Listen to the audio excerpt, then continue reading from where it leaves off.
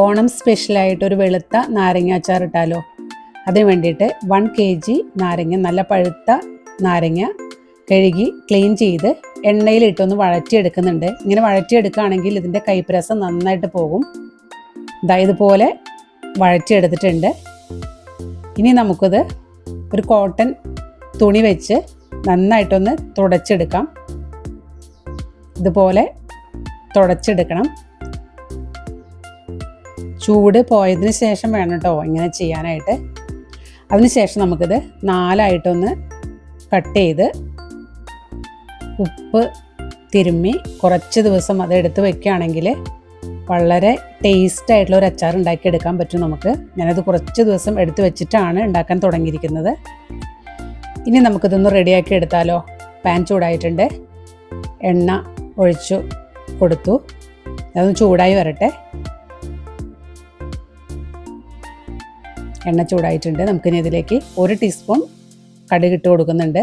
കൂടെ 1 ടീസ്പൂൺ ഉലുവയും കൂടെ ഇട്ട് കൊടുക്കുന്നുണ്ട്.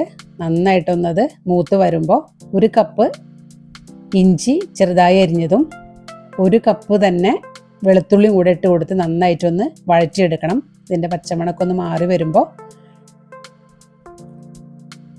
100 ഗ്രാം കാന്താരി മുളകാണത്. ഞാൻ ഈ മുളകിൻ്റെ സൈഡൊന്ന് പൊട്ടിച്ചു കൊടുത്തിട്ടുണ്ട്.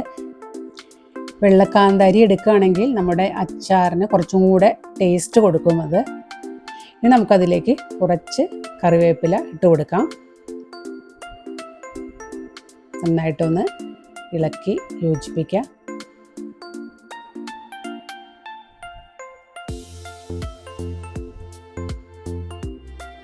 ഒരു ടീസ്പൂൺ മഞ്ഞൾപ്പൊടി ഇട്ട് കൊടുക്കുന്നുണ്ട്.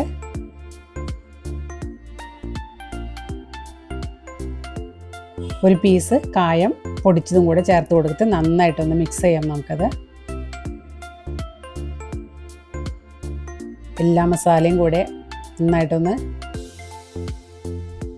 മിക്സായി വരുമ്പോൾ അതിലേക്ക് ഈ മസാലയ്ക്ക് ആവശ്യമുള്ള ഉപ്പ് ചേർത്ത് കൊടുക്കുന്നുണ്ട്.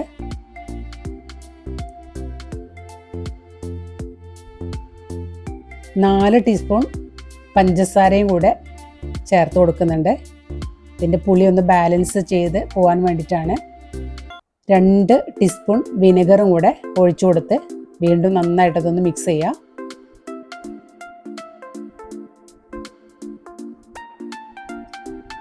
എല്ലാ മസാലയും കൂടെ ഒന്ന് യോജിച്ച് വരുമ്പോൾ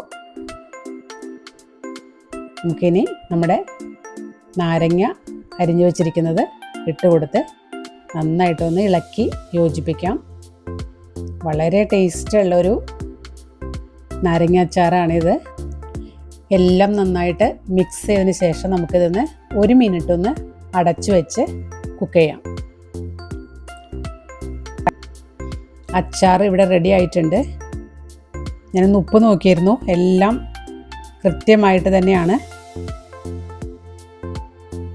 ഇതിൽ വെള്ളം ഒന്നും ചേർക്കാത്തത് കൊണ്ട് മാസങ്ങളോളം കേടുകൂടാതെ ഇരിക്കും.